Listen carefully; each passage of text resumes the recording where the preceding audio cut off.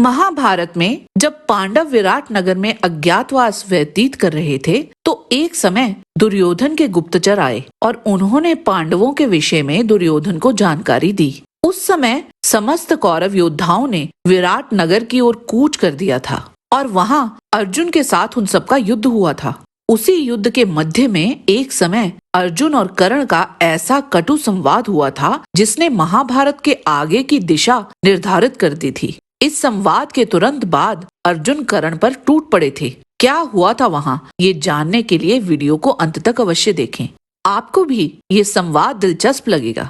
ओम Ganpati channel में आपका स्वागत है। अगर आपको हमारे वीडियो पसंद आते हैं तो कृपया चैनल को सब्सक्राइब और वीडियो को लाइक अवश्य करें। इससे हमें और भी अच्छा कार्य करने की प्रेरणा मिलती है। महाभारत के विराट पर्व अध्याय 60 के अनुसार जब विराट नगर में अर्जुन और अश्वत्थामा का युद्ध चल रहा था तो वहाँ अश्वत्थामा के सारे बाण समाप्त हो गए थे और वह पीछे हट गया था। तभी वहाँ कर्ण ने अपने धनुष को जोर से खींचकर टंकार की। जब अर्जुन ने जहाँ टंकार हो रही थी वहाँ देखा तो उन्हें वहाँ कर्ण दिखाई पड़े। उसे देखते ही अर्जुन क्रोधित हो उठे। उन्होंने अश्वत्थामा को छोड़कर सहसा कर्ण पर ही धावा बोल दिया। कर्ण और अर्जुन उस दिन विराट नगर में पहले भी भिड़ चुके थे।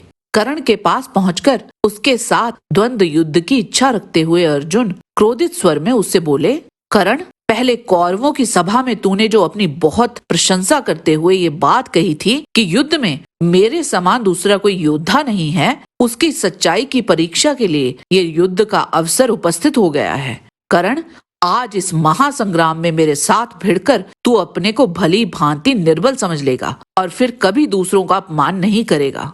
पहले तूने केवल धर्म की अवहेलना करके बड़ी कठोर बातें कही हैं, परंतु तू जो कुछ करना चाहता है वह तेरे लिए मैं अत्यंत दुष्कर समझता हूँ। राधानंदन, मेरे साथ भिड़ंत होने के पहले कौरवों की सभा में तूने जो कुछ कहा है, आज मेरे साथ युद्ध करके वह सब सत्य करके दिखा। अरे, भरी सभा में दुरात्मा कौरव पांचाल राजकुमारी द्रौपदी को कलेश दे रहे थे और तू मौज से वह सब देखता रहा। आज केवल उस अत्याचार का फल भोग ले। पहले मैं धर्म के बंधन में बंधा हुआ था, इसीलिए मैंने सब कुछ चुपचाप सह लिया, परंतु राधा पुत्र, आज के युद्ध में मेरे उस क्रोध का फल मेरी विजय के रूप में अभी देख ले। ओ दुर्मते, हमने 12 वर्षों तक वन में रहकर जो कलेश सहन किए हैं उनका बदला चुकाने के लिए आज मेरे बढ़े हुए क्रोध का फल तू अभी चख ले। कर्ण, आ रणभूमि में मेरा सामना कर। समस्त कौरव और तेरे सैनिक सब दर्शक होकर हमारे युद्ध को देखें। कर्ण ने कहा, कुंती पुत्र, तू मुझसे जो कुछ कहता है उसे क्रिया द्वारा करके दिखा। मेरी बातें कार्य करने की अपेक्षा बहुत बढ़ चढ़कर होती हैं। ये बात भूमंडल में प्रसिद्ध है। पार्थ, तेरा ये जीवा द्वारा किया गया पराक्रम देखकर तो हम इसी परिणाम पर पहुंचते हैं कि तूने पहले जो कुछ सहन किया है वह अपनी असमर्थता के कारण ही है। यदि तूने पहले धर्म के बंधन में बंधकर कष्ट सहन किया है तो आज भी तू उसी प्रकार बंधा हुआ है, तो भी तू अपने आप को उस बंधन से मुक्त सा मान रहा है। यदि तूने वनवास के पूर्वोक्त नियम का भली भांति पालन कर लिया है तो तू धर्म और अर्थ का ज्ञाता ठहरा, इसलिए तूने कष्ट सहा है। उसी को याद करके इस समय मेरे साथ लड़ना चाहता है। पार्थ, यदि इस समय साक्षात इंद्र भी तेरे लिए युद्ध करने आए तो भी युद्ध में पराक्रम दिखाते हुए मुझसे किसी प्रकार की व्यथा न होगी। कुंती कुमार, मेरे साथ युद्ध का जो तेरा हौसला है वह अभी अभी प्रकट हुआ है, अतः अब मेरे साथ तेरा युद्ध होगा और आज तू मेरा बल स्वयं देख लेगा। अर्जुन बोले, राधा पुत्र, अभी कुछ ही देर पहले की बात है कि मेरे सामने युद्ध से पीठ दिखाकर तू भाग गया था, इसीलिए अब तक जी रहा है, किंतु तेरा छोटा भाई मारा गया। तेरे सिवा दूसरा कौन ऐसा होगा जो अपने भाई को मरवाकर